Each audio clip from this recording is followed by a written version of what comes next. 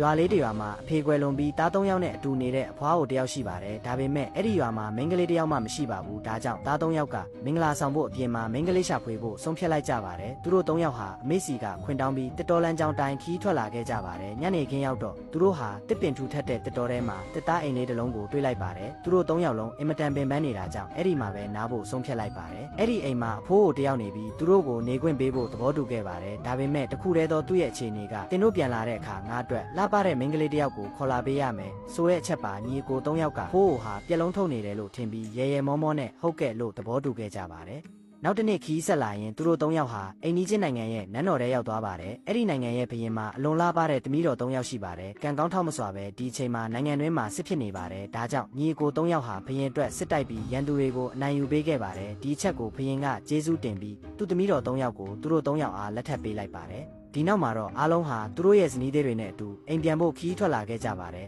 ဒါပေမဲ့လမ်းမှာသူတို့ဟာအဲ့ဒီတစ်သားအိမ်ကိုထပ်မံတွေ့လိုက်ပါတယ်အဖိုးအိုကငါအတွက်ဇနီးဘက်မှာလဲလို့မေးလာပါတယ်ညီအကိုတွေကအိုးဖခင်ကျွန်တော်တို့မေ့သွားပါပြီကျွန်တော်တို့အရန်ရှာဖွေခဲ့ရင်မဲ့တင့်အတွက်တင့်တော်တဲ့သူမတွေ့ခဲ့ပါဘူးလို့ပြန်ဖြေလိုက်ပါတယ်ဒီစကားကိုကြားတဲ့အခါအဖိုးအိုဟာအရန်တော်သက်ထွက်သွားပြီးသူတို့အားလုံးကိုချက်ချင်းကြောက်တုံးအဖြစ်ပြောင်းလဲပြလိုက်ပါတယ်ဒီထဲကတယောက်တည်းသောမင်းသမီးလေးကတော့ကြံရစ်ခဲ့ပြီးသူမဟာနေ့စဉ်အိမ်မှုကိစ္စတွေကိုတယောက်တည်းလုပ်ကင်နေရပါတယ်ဒီနေ့မှာအဖိုးအိုဟာသူ့ရဲ့အလုပ်တွေကိုလုပ်နေစဉ်မင်းသမီးလေးကဘာကြောင့်သူတို့အားလုံးကိုကြောက်တုံးအဖြစ်ပြောင်းလဲပြလိုက်တာလဲလို့မေးလိုက်ပါတယ်အဖိုးအိုကတစ်တော်ရဲ့အလဲမှာကြောက်တုံးကြီးတစ်တုံးရှိတယ်အဲ့ဒီကြောက်တုံးထဲမှာငှက်ကလေးတစ်ကောင်ရှိတယ်အဲ့ဒီငှက်ကလေးထဲမှာငါရဲ့နှလုံးသားရှိနေတယ်အဲ့ဒါကိုရှာတွေ့ရင်ငါလည်းကောင်းတဲ့လူသားဖြစ်လာပြီးအားလုံးကိုပြန်လဲတက်သွင်းပေးမယ်လို့ဖြေလိုက်ပါတယ်မင်းသမီးလေးဟာဒီအကြောင်းကိုစဉ်းစားနေခဲ့ပါတယ်အဲ့ဒီအချိန်မှာအဖွားအိုဟာသူ့ရဲ့သား3ယောက်ကိုစောင့်မျှော်နေခဲ့ပါတယ်နှစ်ပေါင်းများစွာကြာသွားပေမဲ့သူတို့အကြောင်းဘာမှသတင်းမရခဲ့ပါဘူးနောက်ဆုံးမှာတော့ရွာသူကြီးရဲ့အကူအညီနဲ့အဖွားအိုဟာနောက်ထပ်သားတစ်ယောက်ကိုမွေးဖွားလိုက်ပါတယ်ဒီသားလေးဟာ12နှစ်ရွယ်ရောက်တဲ့အခါ